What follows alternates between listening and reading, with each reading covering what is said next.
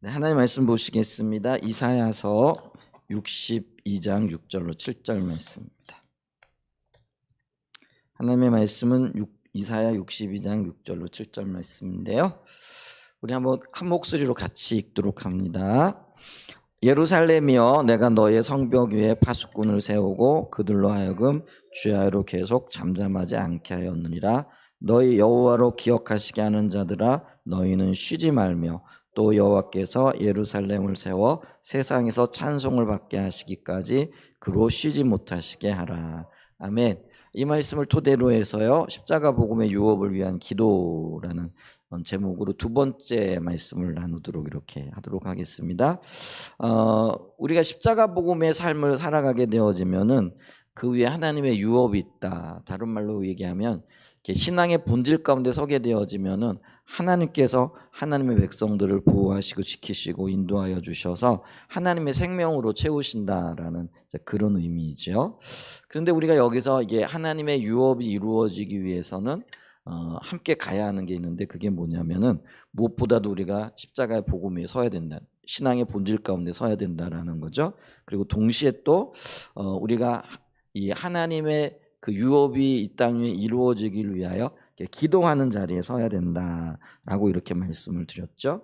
그래서 하나님께서는 오늘 우리가 읽은 본문 말씀처럼 이 일을 위하여 기도하는 사람들을 세우시는데 그들을 가리켜서 파수꾼이라 이렇게 얘기를 한다. 근데 일반적으로 성경에서는 이 파수꾼을 선지자라고 이렇게 말을 하고 있는데, 기도하는 이 선지자들은, 파수꾼들은 일반적인 선지자와는 다른 집중적으로 하나님 앞에 하나님의 뜻을 붙잡고 기도하는, 그래서 오늘 우리가 읽은 본문 말씀에 보게 되면은 주야로 잠잠하지 않고 하나님으로 하여금 기억하게 하시는 역할을 감당하는 것, 이게 이제 기도하는 파수꾼이라 이렇게 말씀을 드렸죠. 근데 이런 사명이 선지자적인 그런 사명과 관련이 되어져 있다. 그래서 선지자적인 기도라 이렇게 부른다라고 말씀을 이렇게 드렸죠. 근데 왜 이렇게 하나님께서 파수꾼을 부르시고 또 중보기도자들을 세우시는가 했을 때, 그거는 다름이 아니라 하나님께서 일하시는 패턴이 있기 때문에 그렇다라고 말씀을 드렸죠.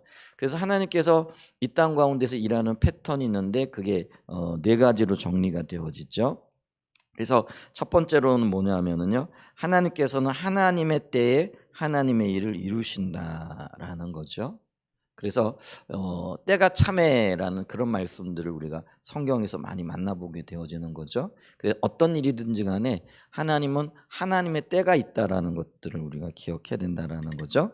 근데 이제 하나님의 때가 되면 두 번째로는 기도하는 사람들을 세우신다라는 거죠. 그 다음에 세 번째가 그들이 밤낮으로 하나님께 간절히 간구하고요. 네 번째는 하나님께서 그들의 기도를 들으시고 역사하신다. 이게 이제 하나님께서 일하시는 패턴이라, 방법이라 이렇게 말씀을 드렸잖아요. 그러면 이 패턴들이 정말 있는가? 그리고 이런 방법으로 하나님 일하시는가? 이걸 이제 성경적인 내재적인 증거들을 좀 찾아보게 되어지면은, 예를 들면은 출애굽 사건 같은 경우가 바로 그런 사건이죠.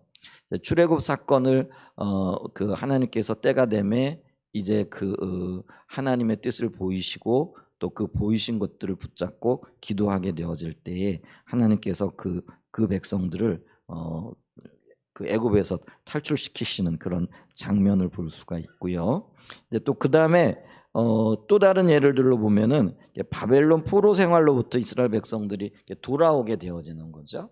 이제 그때에도 하나님께서 하나님 때가 되어지니까 다니엘이라든가 함께 기도하는 사람들에게 하나님의 뜻이 70년 만에 그 백성들이 주께로 돌아오는 거라는 거를 깨닫게 하시죠. 하나님의 때에 그 다니엘과 기도하는 사람들에게 하나님의 뜻을 보이시는 거죠. 그랬더니 다니엘이 성경에 보게 되어지면은 금식 기도하기도 하고 또 하루 3번씩 그 때를 정해놓고 하나님 앞에 기도하는, 정기적인 기도 시간에도 이 문제를 놓고 집중적으로 기도하는 모습들을 이렇게 보게 되어졌다라는 거죠. 그랬더니 하나님께서 그들의 그 다니엘과 그들의 기도를 들으시고 하나님께서 그 백성들을 예루살렘으로 이렇게 돌아오게 하시는 사건들을 우리가 볼 수가 있죠. 그다음에 또 가장 대표적인 사건이라고 할 수 있는 예수님께서 이 땅에 오시는 사건이죠. 하나님께서 하나님의 때에 그 메시아를 이 땅에 보내실 것이라 이렇게 말씀을 하시고, 그리고 그 말씀을 들었던 사람들이 그 예수님께서 이 땅에 오시기를 위하여 밤낮 기도하고, 그러니까 뭐 물리적으로 24시간 내내 기도했다라는 그런 의미는 아니죠. 그러니까 그것을 마음에 품고 삶의 중심으로 늘 기도하는 자리에 있었다라는 거죠. 그 대표적인 사람들이 시몬이라든가 안나라는 사람들이었다라고 말씀을 주셨죠. 그리고 하나님께서는 그들의 기도를 들으시고 예수님을 이 땅에 보내주셨던 사건들을 우리가 볼 수도 있다라는 거죠. 그러면 이제 우리는 이렇게 생각을 할 거예요. 아니 그건 성경에 나타난 이야기니까 오늘날에도 과연 그렇게 역사하시고 일하시는가 하는 그런 의문을 가질 수가 있겠죠. 근데 분명하게 하나님께서는 그 성경에서 말씀하셨던 그대로의 하나님이실 뿐만 아니라 오늘날 역사의 주관자로서 그 일들을 여전히 오늘날에도 행하고 계시다라는 거죠. 우리의 역사에 혹은 교회사에서 이런 예들을 좀 살펴보게 되어지면은요. 예를 들면은 1949년도에 스코틀랜드의 그 헤브라드제스 열도라는 거는 섬이 쭉 길게 이렇게 늘어서 있다라는 거죠. 일본을 가리켜서 일본 열도라 이렇게 얘기를 하잖아요. 열도라는 게 마치 이렇게 줄을 서 있듯이 이게 섬들이 쭉 연결되어져 있다. 그래서 일본도 이렇게 본섬이 있고 그 다음에 수천 개의 섬들로 이렇게 연결되어져 있는 것들 이렇게 보죠. 이제 그걸 열도라고 그래요. 근데 이 스코틀랜드에도 이렇게 섬이 쭉 이렇게 연결되어져 있는 지역이 있다라는 거죠. 근데 여기에요, 놀라운 하나님의 부흥이 임했어요. 근데 이 부흥에 대해서 웨슬리 듀엘이라는 분이요, 기도로 세계를 움직이라, 생명의 말씀사에서 2013년도에 나온 책입니다. 여기에서 어떤 기록을 우리에게 전해주고 있느냐면요, 바로 우리가 말했던 이 패턴이 어떻게 이루어지는가에 대한 이야기를 지금 들려주고 있다라는 거죠. 한번 제가 읽어볼게요. 자, 루이스 섬의 바르바스 마을에 사는 두 여자 노인이 그들의 마을에 부흥을 일으켜달라고 함께 하나님께 기도하기로 결정하고 밤에 기도를 시작하였다고 한다. 밤마다 그들은 하나님 앞에서 중보기도를 하였다. 몇 달 후 그들은 알지 못했지만 몇 명의 경건한 청년들이 그 마을의 반대편에서 섬의 또 다른 한쪽이라 이런 의미겠죠. 의미에서 부흥을 위한 기도를 하기 위해 밤마다 모이기 시작하였다. 노인들이 계속 기도를 하자 하나님께서는 그들에게 그때 당시 영국의 유명한 덩컨 캠벨 목사가 그들을 인도하기 위해 바르바스 마을에 올 것이라고 가르쳐 주었다. 기도하는 가운데 하나님께서 하나님의 뜻을 보이셨다라는 거죠. 그러면 이제 그 뜻이 보여졌기 때문에 이걸 위해서 지금까지도 기도했겠지만은 이제는 하나님의 인도를 따라서 더 열심히 기도하기 시작했다라는 거죠. 그래서 중략.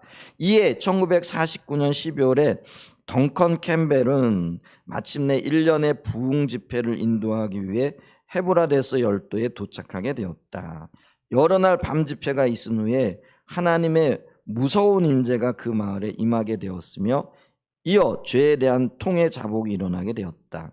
그리하여 그곳으로부터 부흥이 마을에서 마을로 확산되었으며 섬 전체에 하나님의 부흥이 퍼져나가기 시작했다라는 거죠. 이 마을 전체의 공동체들이 변화될 때까지 1949년에서 1953년까지 약 4년 동안이죠. 4년 동안 부흥이 계속해서 일어났다. 어떤 일들이 있었느냐면요, 집에 있다가 갑자기 성령님의 강한 죄에 지적을 받고 꼬꾸라져 하나님 앞으로 나오게 된 사람들이 한둘이 아니었다. 어떤 이들은 길을 가다가 성령에 감동되어 그 자리에서 무릎을 꿇고 기도한 자들도 있었다는 것이다. 어느 날 밤에는 많은 이들이 경찰서 밖에서 모여 기도하는 바람에 경찰 간부들이 내무장관과 덩컨 캠벨 목사를 불러야만 했을 때도 있었다는 것이다. 죄수들을 위해 기도하고 그 마을의 치안을 위해 기도하고 수많은 사람들이 기도하니까 혹시 이게 폭동이 일어나지 않았나 해가지고 이 내무장관, 그 치안 담당자겠죠. 그 다음에 덩컨 캠벨 목사님에게 연결해가지고 도대체 이게 무슨 일이냐 물어보는 그런 일들이 있었다라는 거죠. 이에 술집이 영업이 안 돼 문을 닫았으며 버스들이 군중들을 집회 장소로 나르기 위해 섬 각지에서 속속 도착하였다고 한다. 70년대에요. 그 서울에 이렇게 제가 살았는데 서울의 곳곳에 70년대, 80년대만 해도요. 교회에서 성도들을 이렇게 실어 나르는 행렬이요. 끊이지 않고 일어났었어요. 대표적인 교회가 여의도 순복음교회였어요. 여의도 순복음교회는요. 거미줄처럼 이렇게 대형 버스들을 동원을 해가지고요. 그러면 이제 한강 우리가 고수부지라고 하잖아요. 그 고수부지의 주차장에 그 교회 버스들이 수백 대가 이렇게 줄을 서가지고, 근데 그 버스들이요 그러니까 예배 시간마다, 그러니까 예를 들면 뭐 예배가 몇 부씩 이렇게 있잖아요. 그러면 그 예배 시간마다 성도들을 실어 나르라고 아주 정신이 없어요. 그게 이제 어떤 면에서는 부흥의 한 측면인 거죠. 그러니까 서울 시내 곳곳에 이 버스들이 여의도 순복음교회라는 팻말 달고요. 뭐 하여간 끊임없이 움직이는 거죠. 그런 일들이 있었는데요. 여기 물론 섬이니까 그 규모가 조금 더 작았을지 모르겠죠. 근데 그런 일들이 이 섬 지역에서 끊임없이 지금 일어나고 있었다라는 거죠. 그다음에 때때로는 집회가 새벽 2시, 3시까지 계속되었고 주일 아침 예배에 신자가 4-5명밖에 참석하지 않던 교회들이, 이게 이제 하나님의 징계와 심판이 있을 때 나타나는 특징이잖아요. 대부분 교회 사람들이 떠나죠. 사람들이 숫자가 굉장히 줄어들어요. 그러니까 막 여기도 그랬던 모양이에요. 그러니까 이제 뭐 주일이라 그래야 뭐 노인 몇 분들 모여가지고 예배드리고, 지금 유럽이 똑같은 상황이잖아요. 그리고 우리 한국 교회 지금 뭐 시골은 지정학적인 어떤 그런 이유들도 있겠지만은요, 대부분의 많은 교회들이요 4-5명 이하이죠. 좀 슬프게도요 우리나라 침례교회 현실도 비슷해요. 지금 20명 이하의, 10명 이하의 교회도 많다 그래요. 그게 이제 대부분 40% 50%를 차지한다라는 거죠. 그러니까 이게 양극화 현상이 있는 거죠. 어떤 교회들은 많이 모여요. 근데 대부분의 작은 교회들은 20명도 안 되는 그 성도들이 모이고, 어떤 교회는 10명도 채 모이지 않는 교회들이 대부분이라는 거죠. 이게 도시 교회들이 지금 이렇게 10명 이하의 성도들이 모여가지고 예배드리는, 이게 하나님의 부흥이 끝자락으로 또 혹은 부흥이 끝난 상태에 있는 거죠. 이제 그런 어떤 징계와 심판의 시기에 나타나는 현상이 바로 이런 때인 거죠. 근데 이 헤브라이스트 제도 그 열도에도 대부분의 교회가 그랬다라는 거죠. 4-5명의 대부분의 그 예를 들면은 이게 웨일즈의 부흥이 1880년대 일어났던 얘기고, 또 1990년도 900년대 들어서면서 2차례에 걸쳐 일어나잖아요. 근데 이제 그런 부흥을 목격했던 사람들, 근데 시간과 세월이 지나면서 점점 이렇게 주님을 떠나게 되어지는 일들이 반복적으로 일어나잖아요. 여러분 이게 왜 그러냐라고 말할지 모르지만 똑같아요. 우리나라의 부흥이 언제 임했어요? 70년대 80년대 정말 놀라운 하나님의 부흥이 임했어요. 근데 90년 들어서면서 교회가 이미 쇠퇴하기 시작했다 이런 이야기를 하잖아요. 이제 그런 일들이 일어난 거예요. 교회 안에 노인분들 몇 분만 옛날의 추억을 간직하고 그 신앙을 붙잡고 기도하고 있는 거죠.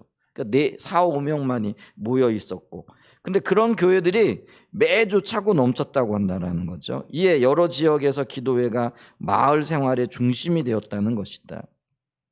부흥은 하나님께로부터 오는 것이다. 그러나 인간이 알 수 있는 범위 안에서는 하나님께서 두 할머니를 합심하여 기도하도록 인도하심으로써 부흥이 시작되었다고 할 수 있다. 이렇게 얘기를 해요. 자, 하나님의 때가 되니까 두 할머니에게 기도할 마음을 주신 거예요. 그러니까 우리는 이제 뭐 두 할머니가 기도했나 보다 이게 아니라요.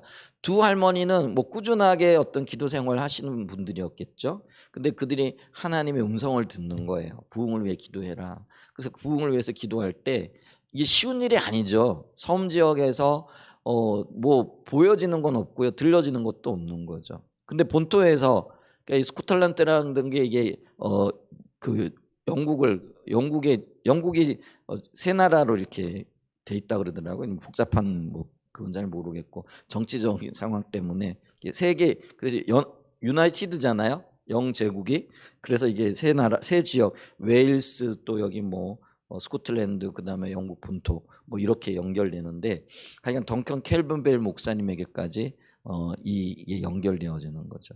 근데 이게 우리가 덩켈 캠벨 목사님의 증언을 들어보면은 그분이 어느 지역에서 부흥회를 인도하는데 사람들이 호응이 없는 거예요. 그래가지고 이게 밤에 기도를 하면서 하나님 도대체 이게 어떤 일입니까 하고 기도를 하는데 하나님께서 너는 일어나 그 헤브라이드에서 지금 발음도 잘 안 되네. 그 지역으로 가라라는 음성을 듣게 되어지는 거. 그래서 그분이 글로 가게 되는 이제 그런 일들이 있었다라는 거죠. 이건 이제 뭐 다른 기록에서 보게 되어지는 이야기죠. 그래서 이 부분에 대해서 박영규 교수님이 세계 부흥사라는 그런 책을 썼거든요. 근데 그 책에 여러 자료를 참조해 가지고 어떤 기록을 남겼냐면요. 헤브라데서 부흥의 불씨를 지핀 사람들이 시각 장애인인 84살의 패기 스미스와 2살 아래인 크리스턴 스미스 할머니 자매였다는 사실을 언급하고 있다는 거죠. 이 두 할머니를 구체적으로 이 박영규 교수는 이름까지 거론해 가지고 얘기를 하는데요. 몇 살이요? 84세. 2살 어리면 동생 할머니는 몇 살이요? 82세라는 거예요. 그러니까 친자매가요. 그 친자매가 하나님의 음성을 듣고 이곳에 부흥을 주시겠다라는 그 음성을 듣는 거예요. 그러니까 하나님의 때에 하나님의 계획을 보이시고 그 계획을 붙잡고 이 두 할머니가 집중적으로 기도하기 시작했다라는 거예요. 눈이 보이지 않는 할머니니까. 근데 그 기도를 들으시고 하나님이 아까 얘기했죠. 헤브라데스 제도에 놀라운 하나님 부흥을 무려 4년 동안이나 주셨다라는 거죠. 자, 이 부흥 때에 하나님께 귀하게 쓰임 받았던 덩컨 캠벌 목사는 그 여인들의 기도, 이 두 할머니의 기도에 대해서 이렇게 기록했다라는 거죠. 나는 개인적으로 인간사에 개입하시는 하나님의 주권적인 역사를 믿는다. 하나님이 주권적으로 일하신다라는 거죠. 하나님의 때 하나님 방법으로 일하신다라는 거죠.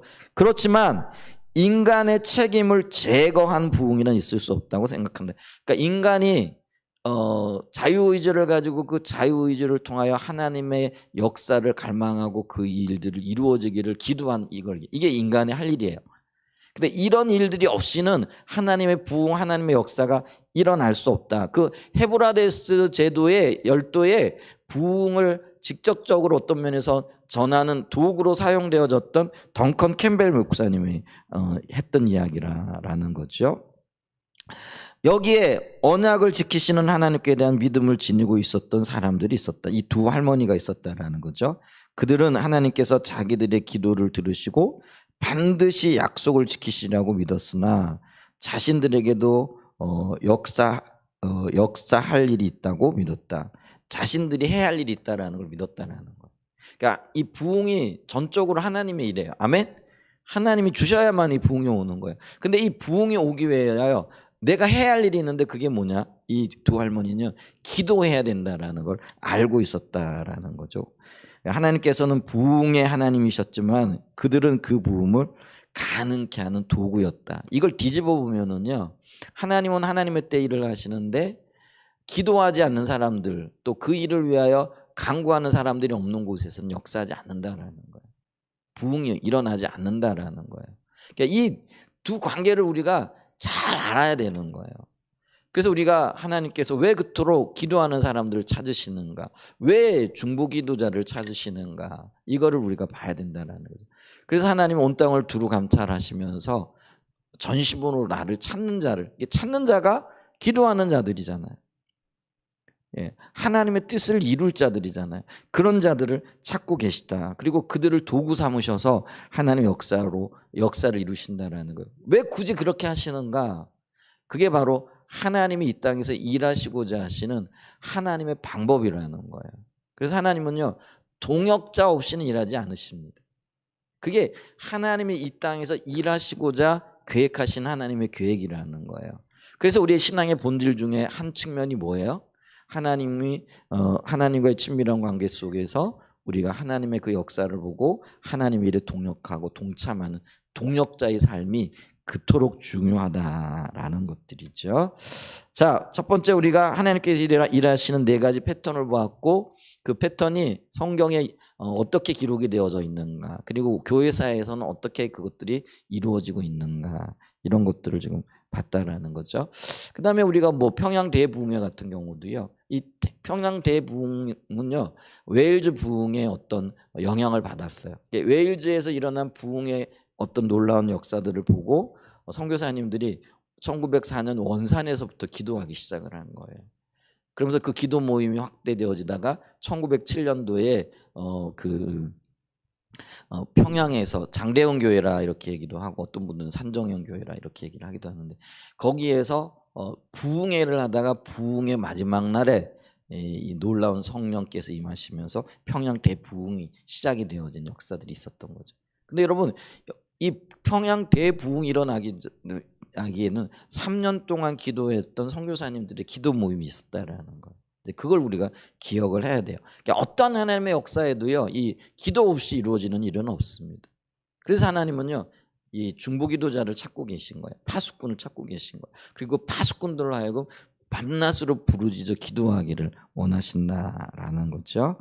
자, 이걸 우리가 살펴봤고요. 이제 큰 두 번째, 자, 하나님께서 하나님의 뜻을 위해 기도하는 자들을 세우시는 방법. 다른 말로 얘기하면 이제 하나님의 중보기도자들을 통해서 일하신다 그랬잖아요. 그럼 하나님께서 이 중보기도자들을 어떻게 부르시는가, 어떻게 세우시는가, 이거를 좀 보자라는 거죠. 역시 네 가지를 좀 볼 수가 있어요. 이 중보기도자를 부르시는 장면을 보면은요, 하나님께서 먼저 환경을 흔드신다라는 거예요. 그 개인의 환경을 흔든다든지 그 나라의 환경을 흔든다든지. 두 번째, 하나님께서 성경을 통해 성령으로 하나님의 약속을 깨닫게 하십니다. 감동을 주시든지 아니면은 뭐 어떤 형태의 말씀을 하시든지, 그리고 그게 성경과 어떻게 연결되어지는가, 이런 것들을 통해서 하나님의 약속을 깨닫게 하신다는 거죠. 세 번째, 하나님께서 성령을 통해 하나님의 계획과 마음과 의중을 알리시고 또 약속을 주시기도 한다. 그리고 깨닫게 하셨을 뿐만 아니라 그에게 하나님의 약속을 주신다라는 거죠. 그러면 네 번째, 하나님께서 영적인 분별력을 부으셔서 하나님의 관점에서 자신들의 처지를 인식하게 한다라는 거죠.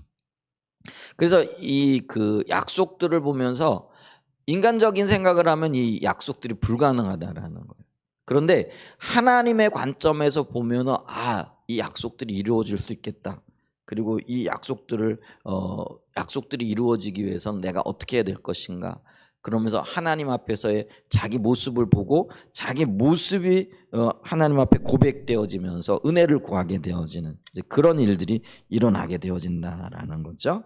자, 이게 이제 네 가지 패턴인데요. 먼저 하나님께 환경을 흔드시고 약속을 주시고 깨닫게 하시고 성경을 통해서, 세 번째, 또 그 개인적인 하나님의 마음을 부으셔서 그 약속을 붙잡게 하시고, 그리고 자기의 처지, 약속 앞에서 자기가 어떤 상태에 있는가를 보면서 기도하지 않고는 안 되겠구나 하는 것들을 보게 하신다라는 거죠. 자, 하나씩 좀 살펴보겠습니다. 자, 먼저 하나님께서 환경을 흔드신다라는 것이죠. 그래서 하나님께서 그 백성들에게 말씀하시는 여러 가지의 방법이 있는데 그 방법 중에 하나가 환경입니다. 그래서 환경이 열렸다고 모든 것들이 열려지지는 않는데요, 하나님의 일하기 시작하면은요, 환경은 반드시 열려지게끔 되어져 있다라는 거죠. 그래서 우리가 그거를 봐야 되는 거죠. 그래서 하나님께서 하나님의 어떤 일들을 시작하시려면은요, 우리 주변에 어떤 일들이 일어나기 시작을 한다라는 거죠. 이에 대한 대표적인 예가 출애굽 사건인데요. 자, 출애굽 사건은 하나님께서 하나님의 때에 하나님의 일을 이루신 사건이잖아요. 그런데 이 사건은요, 이미 성경에 기록이 되어져 있고요, 하나님께서 하나님의 때에 일을 이루시겠다고 약속하고 계신 말씀이기도 하다라는 거죠. 자, 하나님께서 창세기 보면 아브라함에게 이렇게 말씀을 하셨어요. 창세기 15장 13절과 14절에 보면 여호와께서 아브라함에게 이르시되 너는 반드시 알라 내 자손이 이방에서 객이 되어 그들을 섬기겠고 그들은 400년 동안에 내 자손을 괴롭히리니. 여러분, 이 약속을 받을 때요, 아브라함은요 아직까지 자식이 없어요. 그런데 하나님께서 자손이 있을 것을 얘기하고요. 400년 동안 남의 나라에 가가지고 종살이 할 것에 대해서 말씀하고 계시다라는 거죠. 근데 종살이를 할 뿐만 아니라 14절에 보면 그들이 섬기는 나라를 내가 징벌할지며 그 후에 내 자손이 큰 재물을 이끌고 나올 거라, 이렇게 얘기를 하고 계시죠. 실제로 400년이 지나고 난 다음에, 더 정확하게는 430년 만에 이스라엘 백성들이 애굽에서 나오게 되어지죠. 물론 이제 애굽에 어떻게 들어갔고 그곳에 무슨 일이 있었고 하는 것들이 성경에 자세히 기록이 되어져 있긴 해요. 이제 근데 정말 놀랍게도 그들이 나올 때에 큰 재물들을 가지고 나오게 되어지는 일들을 우리가 보게 되어지죠. 근데 이게 성경에 이미 정확하게 약속이 되어져 있는 말씀이라는 거죠. 그래서 사도행전도요, 이 점을 분명히 말하고 있죠. 자, 그 사도행전 같은 경우는 신약에 있는 말씀이고요. 신약은 이미 성취되어진 하나님의 말씀이잖아요. 그래서 성취되어져 있는 하나님의 말씀을 통해서 구약을 보는 거예요.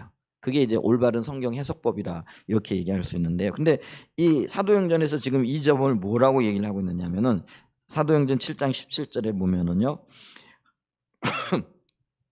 하나님이 아브라함에게 약속하신 때가 가까움에 이스라엘 백성이 애굽에서 번성하여 많아졌더니, 이렇게 얘기를 하는 거죠. 자, 근데 이렇게 하나님께서 그 백성들을 번성하게 하셨는데 때가 되어지니까 어떤 일들이 생기느냐 하면은요, 이제 그들을 하나님께서 건지실, 그리고 애굽에서 탈출시키실 계획을 가지고 계셨다라는 거죠.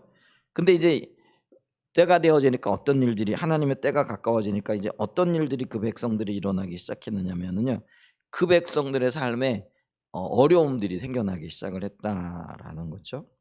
그래, 지금까지는 잘 지내왔는데 어느 날 새로운 왕조가 들어서면서 그들이 갑자기 노예로 전락하기 시작하고요. 그리고 심지어는 자식을 낳아도 그 자식을 자기 마음대로 기를 수가 없는 거죠. 딸을 낳으면 그나마 괜찮아요. 근데 아들을 낳으면 어떻게 되어지는 거예요? 전부 다 죽이게끔 되어지는, 이런 폭거가 어디에 있느냐라는 거죠. 근데 이런 일들이 생겨나면서 그 백성들이요, 하나님께 기도하지 않을래 않을 수 없는 상황이 되어지는 거죠. 이게 이제 우리가 하나님께서 환경을 흔드신다라는 거예요. 우리의 삶에요, 평안했는데 어느 날 갑자기 이해할 수 없는 어떤 일들이 일어나기 시작하고요. 뭐 몸이 아프다든지 사업에 문제가 생긴다든지 또 물질적인 어떤 일들이 생겨나기 시작한다. 그러면요, 우리는요, 이거를 어떤 때는 하나님의 관점에서 살펴보는 것도 필요하다라는 거죠. 그래서 하나님이 왜 이런 일들을 일으키고 계신가, 그리고 이 일을 통해서 우리가 무엇을 하기를 원하신가, 이거를 봐야 된다라는 거죠. 자, 그래서 이 일을 통해서 그들이 하나님 앞에 기도하기 시작을 했다라는 거죠. 그럼에도 불구하고요, 그 이야기가 출애굽기 1장 7절과 10절에 보면 나와 있어요. 출애굽기 1장 7절로 10절을 보면은요, 이스라엘 자손은 생육하고 불어나 번성하고 매우 강하여 온 땅에 가득하게 되었더라. 요셉을 알지 못하는 새 왕조가 바뀌었어요. 애굽이 왕조가 25왕조까지 있다고 그래요. 그 복잡한 나라예요. 예를 들면 뭐 우리나라도 한민족인데, 예를 들면은 뭐 고려가 망하고 조선이 들어서고, 뭐 조선이 망하고 그다음에 대한민국이 들어서고 그렇잖아요. 그 땅에 사는 사람들은 같은데 이제 지배 계층이 바뀌기도 하고, 또 어떨 때는 뭐 이게 지배 계층 자체가 민족이 바뀌기도 하고 그래요. 이게 근데 애굽은요, 역사가 25왕조까지 가요.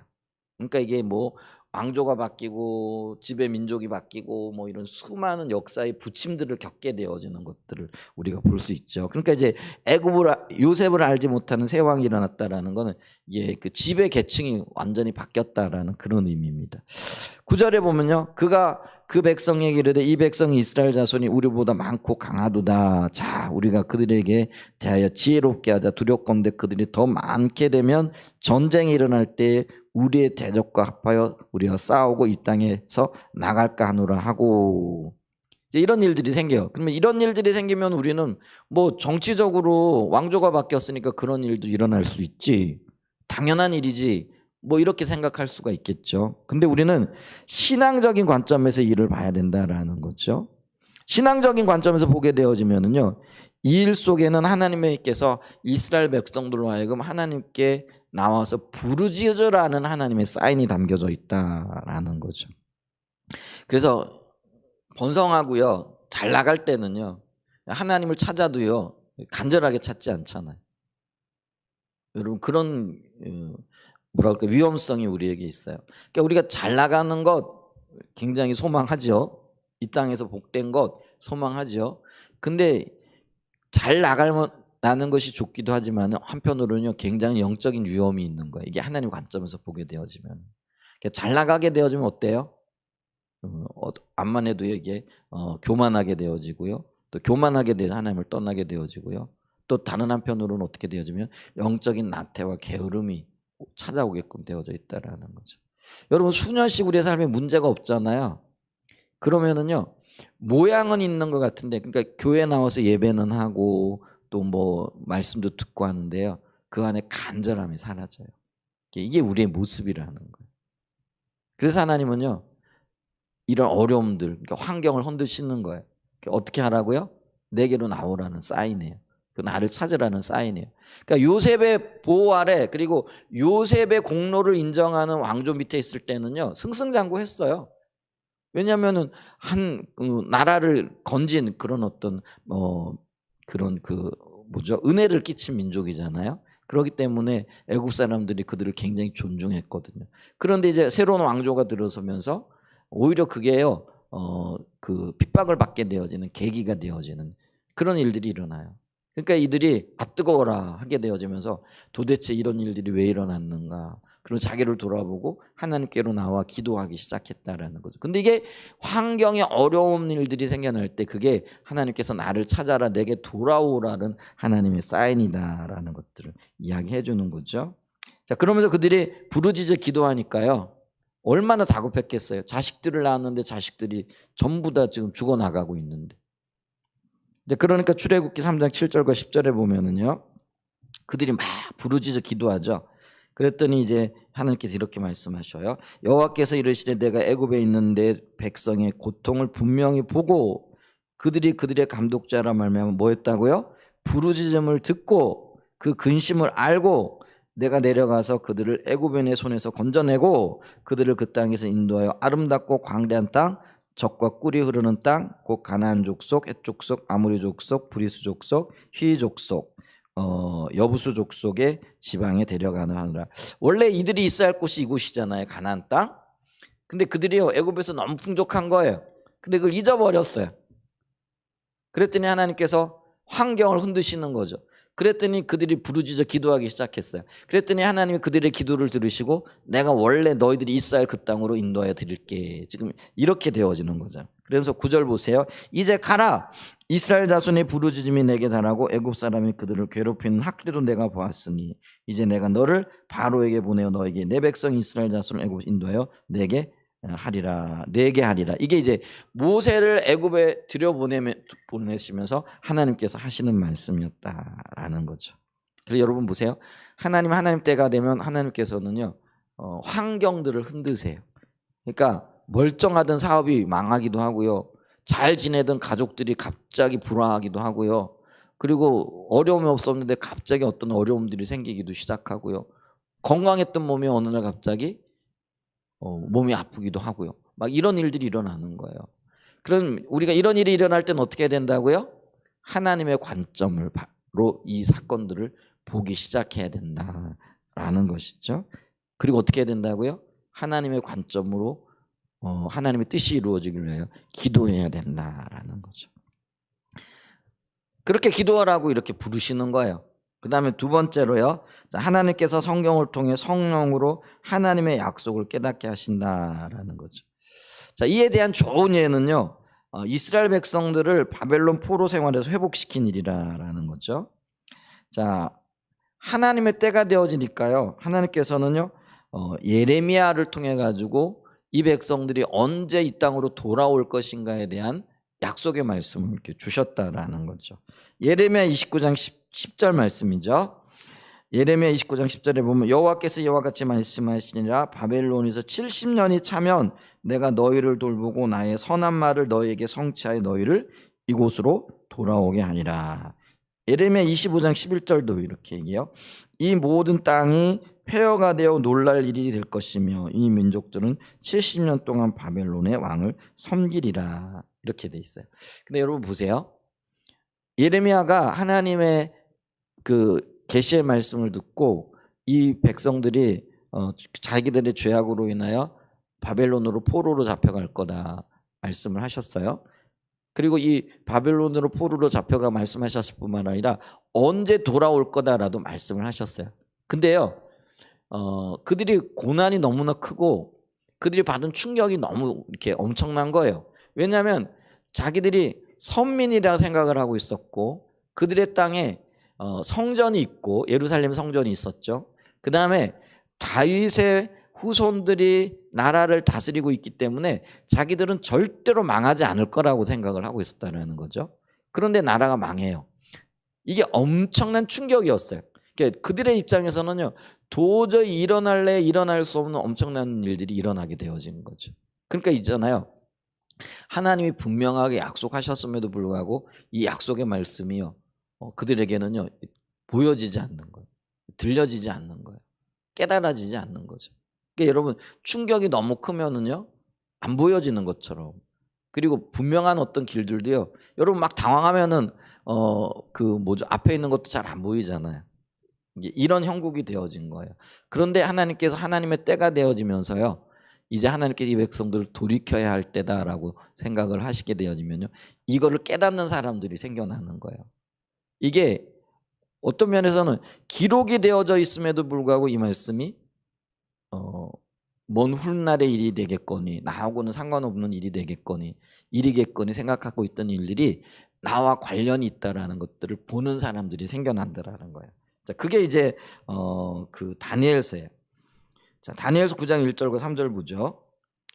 자, 다니엘서에 보면은요, 메대 족속 아수에로의 아들 다리오가 갈대아 나라 왕으로 세움을 받던 첫 해, 곧 그 통치 원년에 나 다니엘이 책을 통하여 여호와께서 말씀으로 선지자 예레미야에게 알려주신 그 연수를 깨달았나니, 여기서 왜 깨달았나니라는 말을 쓸까요? 분명히 70년이 참에 이렇게 되어 있잖아요. 그러면 뭐 깨닫지 않고도 보면 알잖아요. 근데 성령의 비침이 없이는요, 이 하나님의 말씀을 봐도요 못 알아듣는 거예요. 오늘 우리도 마찬가지예요. 말씀을 읽잖아요. 글자로는 읽어요. 뭐 70이라는 숫자도 읽었을 거예요. 근데 이 70이 의미하는 바가 뭔지, 그리고 이 일을 통해서 하나님께서 뭘 하시길 원하는지, 이게 성령의 조명, 하나님께서 비춰주시지 않으면 모르는 거예요. 그런데 하나님의 때가 되고 하나님께서 중보자를 부르시기 위해서는요, 이 깨닫게 하시는 역사가 있었다라는 거죠.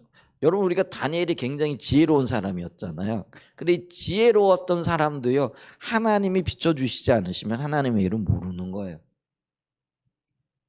근데 이 다니엘이요, 아마 이 예레미야가 예언했던 내용들이 그때 당시 이미 벌써 책으로, 바룩에 의해서 책으로 기록이 되어 있잖아요. 그래서 책으로 이렇게 그 백성들에게 이렇게 알려졌던 것 같아요. 근데 아마 이 다니엘은요, 이 예레미야의 어떤 예언책들을 여러 번 읽었을 거예요.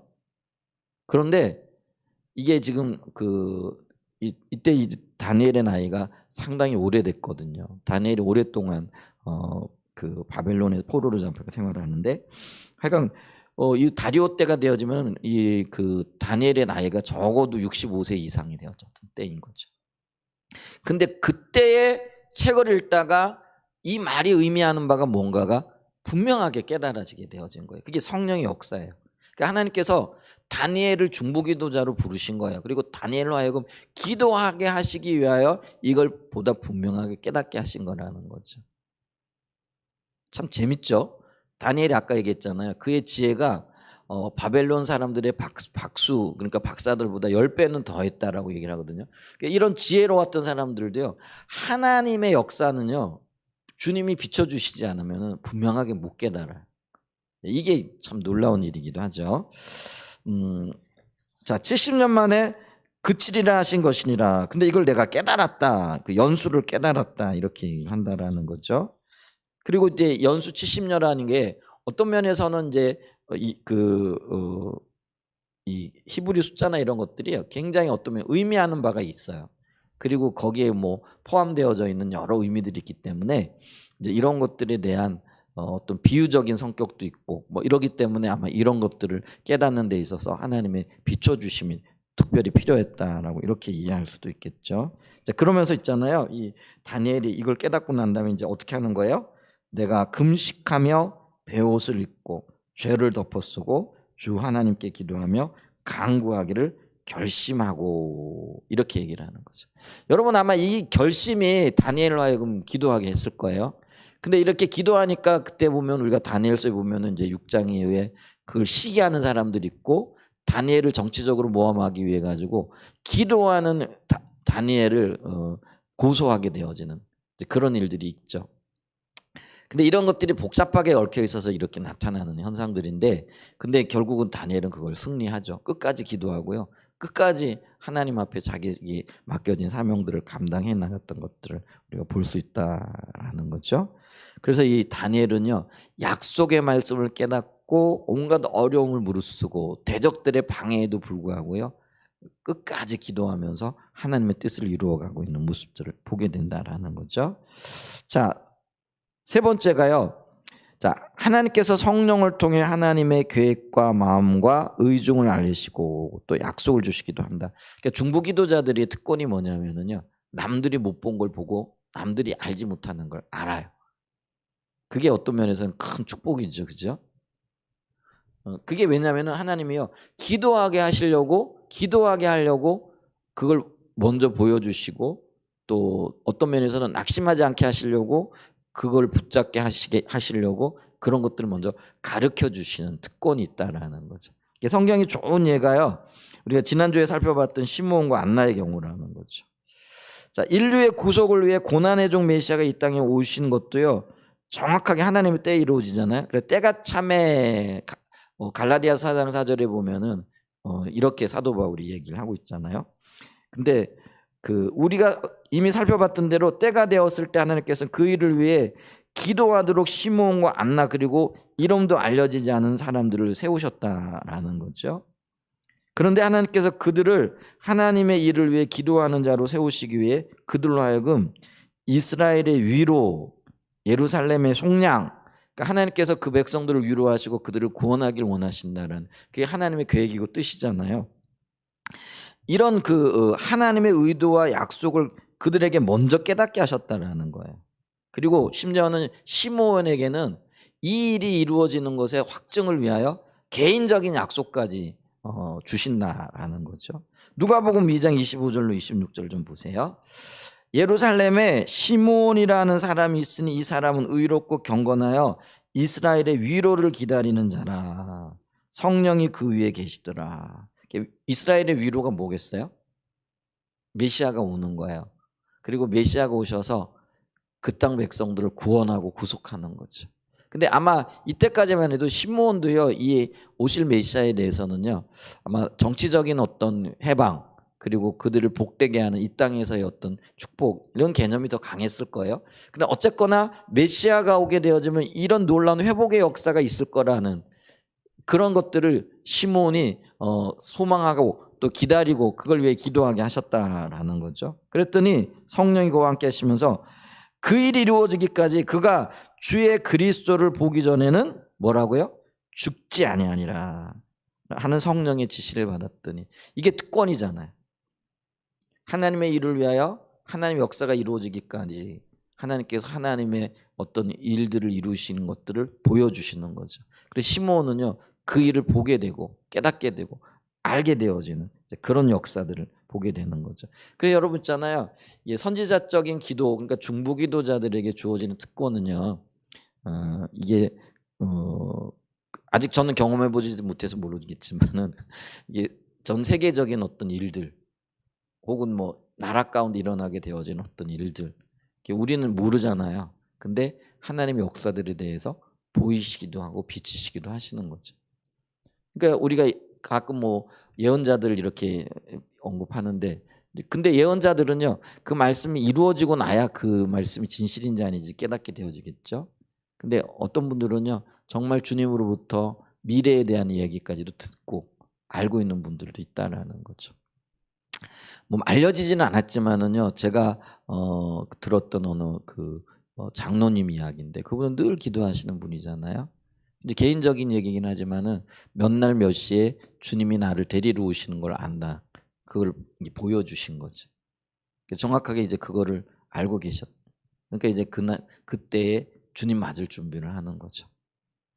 그런 분들은 종종 있었어요. 그러니까 하나님과의 친밀한 교제 가운데는 있으면 어떤 때는 개인적인 어떤 일들이 있잖아요. 그런 것들도 비춰주시고요. 어떤 분들에게는 교회의 어떤 일들도 보여주시고요. 어떤 분들에게는요, 그게 조금 더 이제 규모가 커지면은요, 한 지역과 한 나라의 미래에 대한 이야기들도 보여주시는 거예요.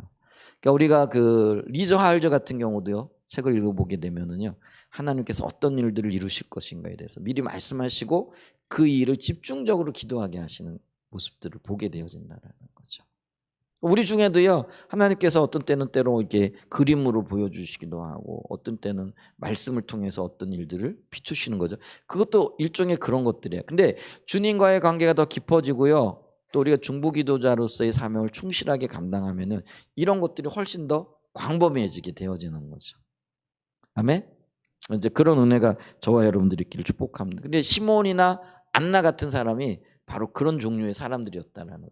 약속을 붙잡고 끊임없이 기도하고 하나님 앞에 서게 되니까요, 하나님이 다른 사람들에게는 미리 보여주지 않는 일들을, 하나님의 계획들을 또 혹은 약속들을 보이시고 그걸 붙잡게 하시고 더 기도하게 하시고 하나님의 계획들을 이루어 가시는 모습들을 이렇게 보신다라는 거죠. 자, 네 번째로는요, 하나님께서 영적인 분별력을 부으셔서 하나님의 관점에서 자신들의 처지를 인식하게 하신다라는 거죠. 여러분, 우리가 기도해야 되는데 내가 지금 어떤 처지에 있는 것이 보여지지 않으면은요, 기도에 대한 열망 혹은 기도해야 되겠다는 또 필요성들, 이런 것들을 잘 몰라요. 그러니까 우리가 하나님의 관점에서 비추어진 내 모습 혹은 하나님의 관점에 비추어진 우리의 교회의 현실 혹은 하나님의 어떤 눈으로 본 우리나라의 어떤 모습들, 이런 것들이요 보여지지 않으면은요 절실한 기도가 안 나온다라는 거예요. 그럼 중보기도자가 될 수가 없겠죠. 그게 보여져야 그게 아픔이 되어지고 어떤 때는요 절박함이 되어지고 어떨 때는 기도해야 된다는 어떤 필요성을 인식하게 되어진다는 거죠. 좋은 예가요, 예루살렘 성을 중건하는 사명을 받았고 그 사명을 완수했던 느헤미야의 경우라는 거죠. 근데 이 느헤미야가요 자기의 처지와 그리고 자기의 모습을 보게 되어지는 계기가 어디에 나오느냐 하면은요, 느헤미야 1장 1절과 5절에 나옵니다. 자, 느헤미야 1장 1절과 5절에 보면 하가랴의 아들 느헤미야의 말이나 아닥사스다 왕 제20년 기슬로울에 내가 수상궁에 있었는데, 이 느헤미야는요 이 페르시아 왕국에서 술 맡은 관원장으로 아주 대단히 높은 자리에까지 올라갔던 사람입니다. 정치적으로 뭐 볼 때는요 굉장히 왕의 신임을 받는, 그러니까 출세 중에 출세를 한 사람이라 이렇게 얘기를 하는 거죠. 그런데 어느 날 2절에 보면 내 형제들 가운데 하나인 하나니가 두어 사람과 함께 유다에서 내게 이르렀기로 내가 그 사로잡힘을 면하고 남아있는 유다와 예루살렘 사람들의 형편을 물은즉 그들이 내게 이르되 사로잡힘을 면하고 남아있는 자들이 그 지방 거기에서 큰 환난을 당하고 능욕을 받으며 예루살렘 성은 허물어지고 성문들은 불탔다 하는지라. 이게 이제 그러니까 조상들의 고향 소식을 물어본 거예요. 그러니까 자기 동생과 몇 사람이 아마 신앙심이 굉장히 깊었던 사람인 것 같아요. 그래서 예를 들면 있잖아요. 바벨론 지역에서 예루살렘까지는요 한 21일 정도까지, 그러니까 순탄하게 가도 한 21일이 걸리는 지역이라는 거죠. 그러니까 이게 가까운 거리가 아니죠. 예를 들면 우리가 서울에서 부산까지 간다 그러면 며칠 걸릴까요? 한 3박 4일 부지런히 걸으면 3박 4일 가지고도 안 되려나? 옛날 걸어가면은 말 타고 걸어가고 그러니까 여기 뭐 말을 타고 갔다 이렇게 세면 하여간 굉장히 먼 거리거든요. 직선 거리로 한 2,100km 정도 되는 거. 2,000km가 넘는 거리. 근데 서울에서 부산까지가는 한 약 400km 정도 되잖아요. 근데 그거에 5배 정도 되어지는 거리니까 물리적으로는 굉장히 먼 거리죠. 근데 그들이 굳이 거기를 찾아갔던 이유가 뭘까요? 조상들의 고향이기도 하고요. 그곳에 이제 하나님의 영광이 있고, 그러니까 성전이 그곳에 있었던 곳이고, 그러니까 아마 찾아갔던 것 같아요. 오늘날 뭐 보니까요, 그 뭐죠? 그 메카라 그래가지고 그 사람들이 많이 몰려드는. 근데 요즘 더위에 제가 뭐 들리기로는 그 더위에 사람들이 많이 몰려들어가지고 1,000명이 죽었다 그러죠. 올해, 이게 지금이 올해. 지금 사람들이 그 성지순례, 그러니까 이제 이슬람 교도들도 그 메카에 뭐 자기들이 어떤 그게 있으니까 몰려 들어가지고 이렇게 금식 기간도 가지고 뭐 이런 뭐 그러죠. 그런데 이제 그들이 지금 더위 때문에 1,000명이 죽었대요. 올해. 매년 그런 일들이 일어나고 있는 것들을 이렇게 보는데, 근데 그렇게 그 뭐죠? 메카로 찾아드는 이유가 뭘까요? 그들이 나름대로의 어떤 신앙심이 있겠죠. 보고 싶어하는. 그래 왔다가 뭐. 근데 어쨌거나 이 느헤미야의 동생이 두어 사람과 함께 이 예루살렘을 방문했던 모양이에요. 그런데 그곳에 와 보니까요, 성은 허물어졌지, 사람들은 맨날 이렇게 성벽이 없으니까 도둑질 당하지. 그리고 유대인들이 좀 특별한 민족이잖아요. 그러니까 이방 사람들로부터 맨날 미움 받고 있지, 뭐 이런 일들이 있는 거죠. 그걸 보고 가지고 이런 일이 있습니다, 형님 하고 얘기를 해줬더니, 근데 그때 이 느헤미야의 마음에 그 땅을 향한 안타까움이, 그리고 이게 우리 조상들의 땅인데, 우리의 동족인데 하는 그런 어떤 마음이 이렇게 부어진 거죠.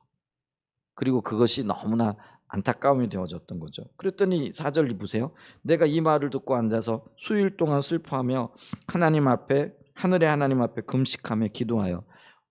편하게 잘 지내던 사람들이 뭐 예를 들면 100년 전에 자기 그 아버지 할아버지가 살았던 곳인데, 뭐 우리 같으면은요, 저는 고향 생각 별로 안 나거든요. 고향 떠나온 지 뭐 한 50년 정도 됐어요. 그러니까 뭐 고향에 가도 별 감흥이 없어요. 그리고 별로 가고 싶은 생각도 없고요. 뭐 간혹 거기에 저희는 이제 저희 뭐 부모님, 할아버지, 할머니 뭐 거기 산소가 있어요. 그래서 형님들이 한번 가자고 이렇게 연락이 오면 갑니다. 근데 뭐 갔다 와도 뭐 별로 뭐 금방 잊어버려요. 그게 뭐 50년밖에 안 지났는데요. 그리고 제가 실제로 살았던 곳이에요. 근데 느헤미야는요, 실제로 거기서 살아본 경험이 없어요. 거의 나이로 봤을 때나 요때 때나 이렇게 보면은요. 근데 그 조상들의 고향 소식을 들었을 때에 여기 보니까요, 앉아서 수일 동안 슬퍼하고 금식하고 기도했대요. 이게 특별한 하나님의 마음이 부어진 거죠. 그리고 하나님의 마음이 부어지니까 그 땅에 대한 어떤 현실들, 그리고 자기가 그 현실 앞에서 어떻게 해야 될 것인가 하는 이런 것들이 부어지기 시작했다라는 거죠. 자, 그럼 5절에 보면 이르되 하늘의 하나님 여호와 크고 두려우신 하나님이요 주를 사랑하고 주의 계명을 지키는 자에게 언약을 지키시며 긍휼을 베푸시는 주여 간구하나이다. 그러면서 그가요, 이 고향 땅으로 돌아갈 계획을 갖는 거죠. 그리고 이 고향 땅을 성벽을 중건하고 성을 새롭게 하려고 하는 그 마음이 이렇게 부어진 거죠. 이게 근데요, 자기의 어떤 개인적인 욕심 혹은 개인적인 눈으로 볼 때는요, 이 땅이 훨씬 편한 거잖아요.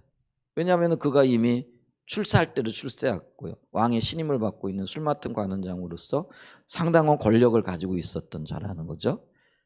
근데 그런 사람이 여기서 누리를 이런 권력들을 포기하고 진짜 뭐 어떤 면에서는 100년 전에 자기 아버지가 살았던 땅, 오늘 우리 생각으로 하게 되면은요, 기억도 안 나는 땅인 거예요. 근데 그리로 돌아가고자 하는 마음을 가질 이유가 전혀 없거든요. 그렇지 않으세요? 오늘날 서울 살다가 깡촌으로 돌아가려고 하는 그런 뭐 그것도 뭐 잘 나가고 있는 사람이 돌아갈 이유 전혀 없죠.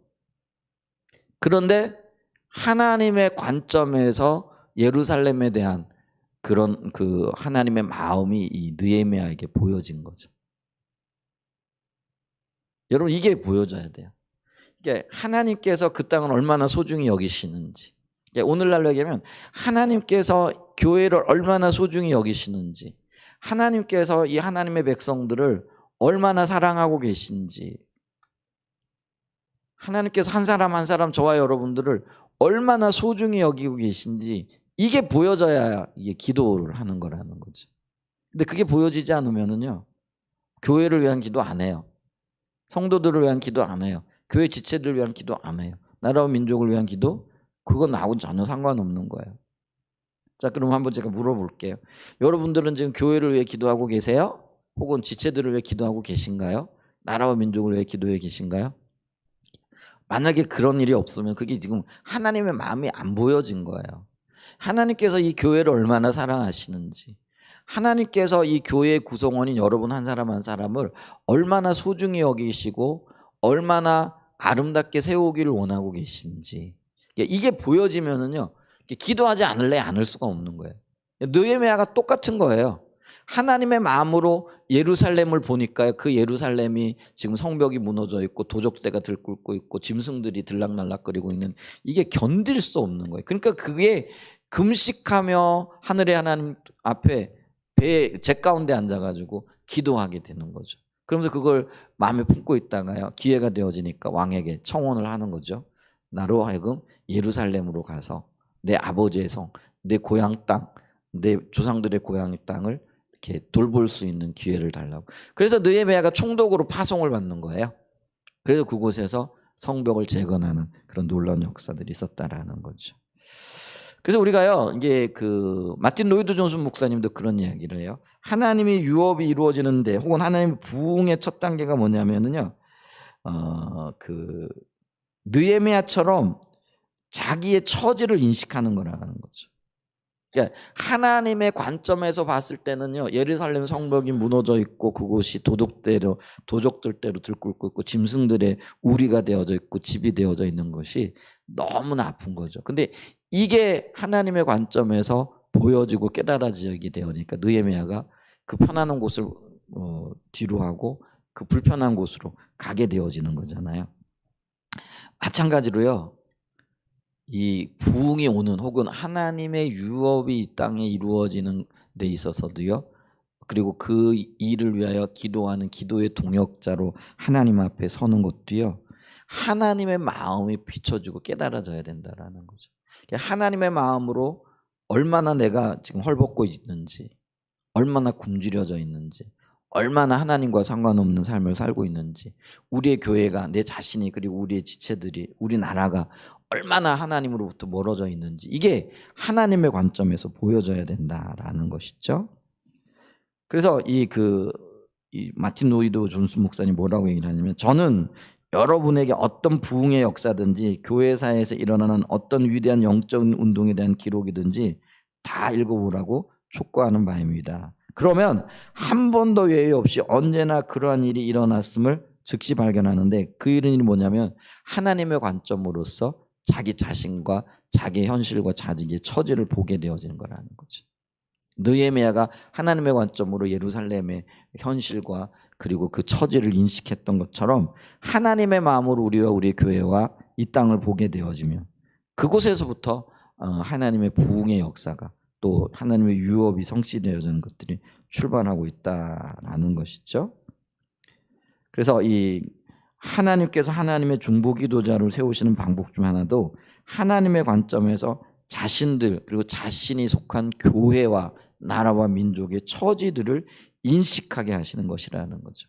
세상적으로 보면은요, 이 나라가 잘 살죠. 뭐 세계 경제 10위권이라고 뭐 이렇게 얘기를 하더라고요.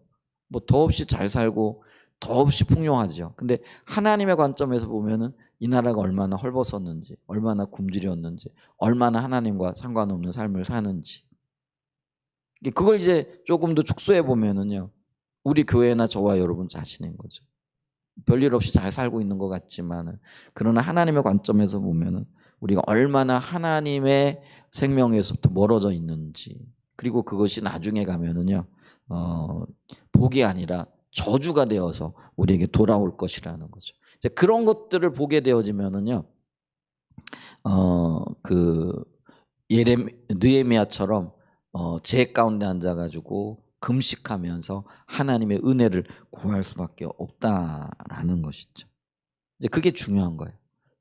그래서 우리가 이 중보 기도자를 찾으시는데 자기의 헐벗은 영적인 현실을 볼 수 있도록 하나님께서 은혜를 부어 주셔야 된다라는 거죠. 아멘. 자, 큰 세 번째로 이렇게 하나님의 부르심을 받아 기도하는 자들을 파수꾼이라고 말하고 그들은 선지자적인 소명을 감당하는 자들이 되어진다라는 것이죠. 그래서 하나님께서 중보기도자를 그러니까 밤낮 부르짖어 기도하는 자들을 지금 찾고 계신데 근데 이런 기도자를 찾기 위하여 하나님께서는 어떤 일들을 지금 행하고 계시냐면은 우리의 삶 가운데 환경을 흔드시고요. 또 하나님의 약속을 깨닫게 하시고요. 또 개인적인 약속을 주시기도 하시고 그러기 위해서는 또 네 번째로는요. 우리의 처지를 보게 하신다라는 거죠. 근데 이런 처지들을 본 사람들만이 하나님의 인도를 받은 사람들만이 이제 그 파수꾼으로 중보기도자로서 자기 자신을 드릴 수 있고요. 이렇게 자기 자신을 드린 자들을 통하여 하나님은 하나님의 때에 하나님의 뜻대로 하나님의 역사를 이루어가는 거죠. 그래 이런 일들을 이루는 사람들을 가리켜서 선지자적인 소명을 감당하는 사람들이라 이렇게 말할 수 있다라는 거죠. 그래서 저와 여러분들이 이런 기도하는 자로서 선지자적인 소명을 가지고 하나님의 뜻이 유업이 이 땅 가운데 이루어지기를 위하여 정말 기도하는 자로서의 사명을 인식하고 그렇게 주님 앞에 서는 하나님의 유업은요 기도하는 자들을 통해 이루어진다라는 거죠. 저와 여러분들의 기도를 통해서 하나님의 역사가 이루어집니다. 이 일들을 잘 감당해 나가실 수 있는 은혜가 있으시기를 예수님의 이름으로 축복하고 축원드립니다. 기도하겠습니다. 찬양 한 장 하죠. 96장